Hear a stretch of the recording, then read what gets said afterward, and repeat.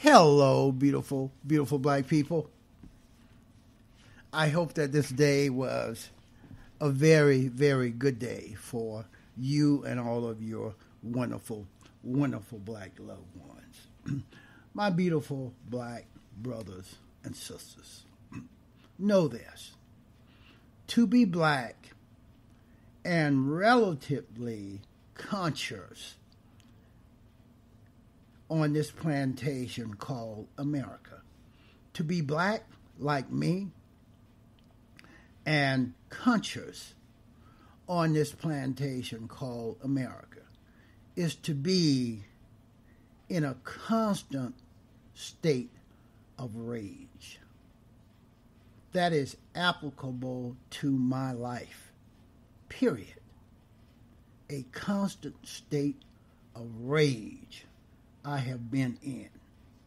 James Baldwin said that decades ago. He said that.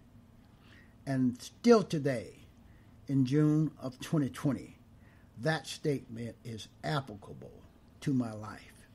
I am in a constant rage right here on this plantation called America. Those who say it cannot be done, and you will hear those naysayers all the time.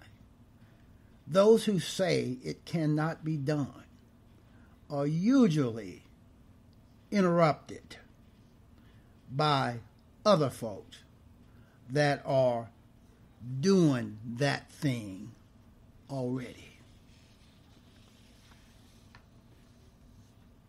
So beware of those folks that say it cannot be done. Regarding the white racist control mass media, television, radio, and the print media, if you're not careful, if you're not very careful, the white racist control mass media will have you hating the folks who are being oppressed and loving the folks who are doing the oppressing. Isn't that applicable to how we live our lives? Black folks like me are living their lives right here on this plantation called America. Today, the white racist control mass media, be it television, radio, print, etc., etc., they have convinced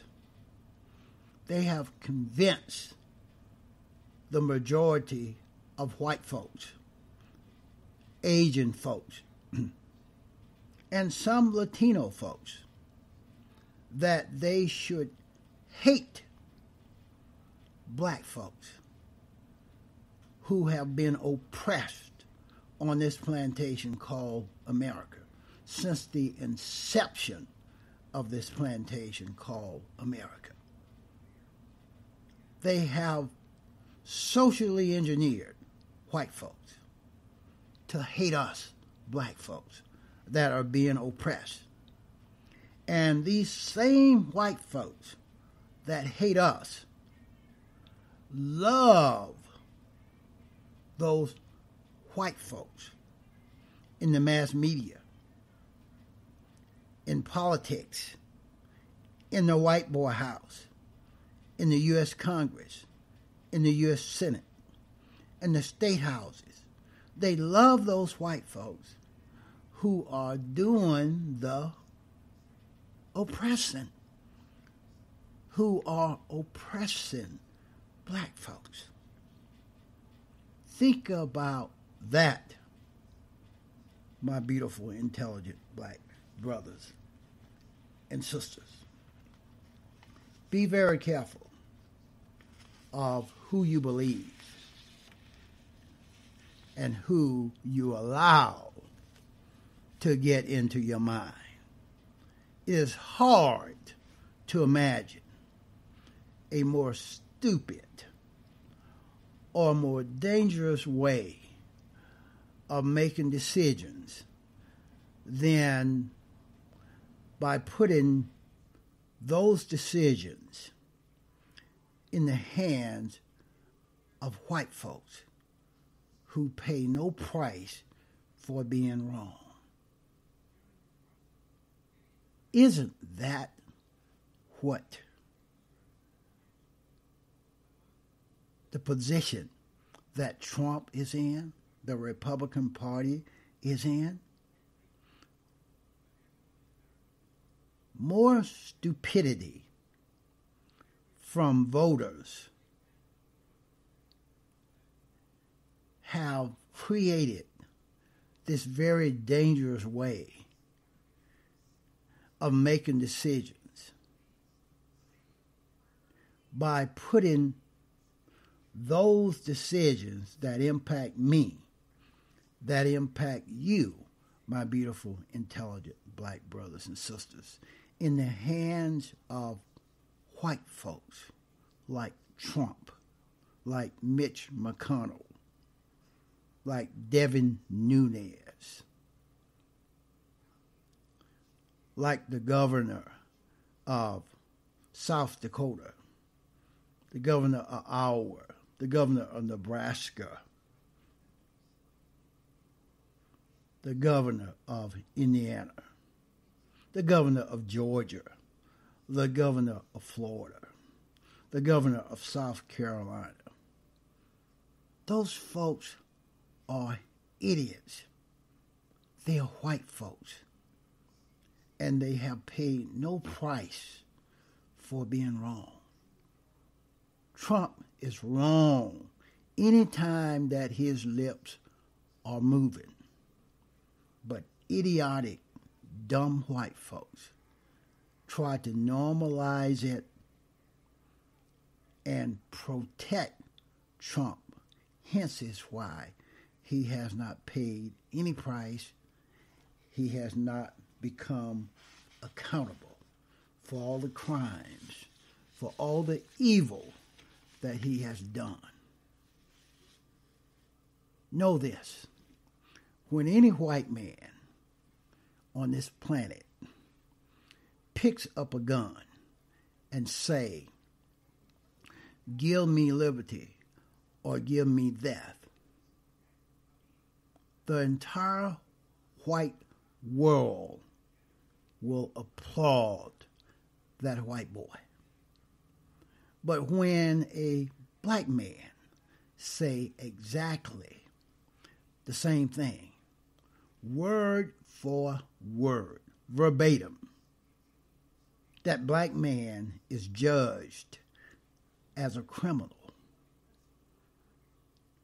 as a thug, as a criminal by white folks like Trump, by white folks like William Barr, by white folks like Mitch McConnell, by white folks like Devin Nunes.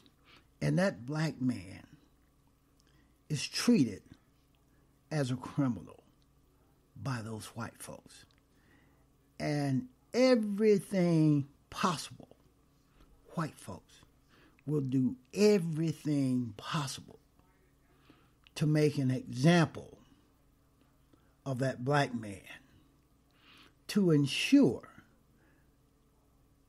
that there will not be any more black folks like him out there that have the courage to do what that black man did. To get through life every day, having to think about how to behave so as not to scare those fragile white folks, or so as not to trigger our own contempt, or my own contempt, thinking about how to dress and how to respond to a racist white cop. Not because we are wanting to be polite, but because we would like to see our mother, our children, our families again. George Floyd wanted to see his family again. He called out for his mother while he was dying, and his mother had been dead for about 3 years, I believe. George Floyd called out for his mother. It is harder than any job that any white person has ever had in this country.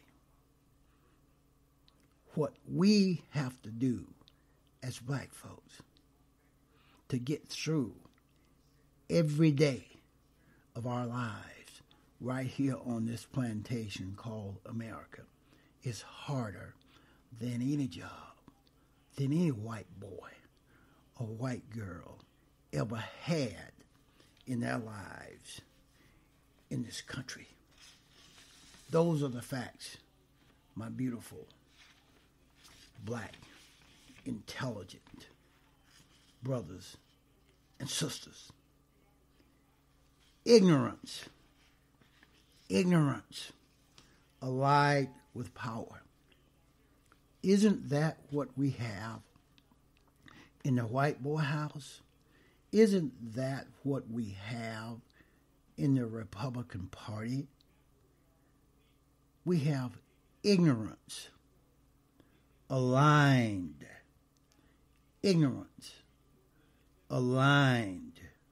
with power is the most ferocious enemy justice can have. Ignorance aligned with power is the most ferocious enemy justice can have.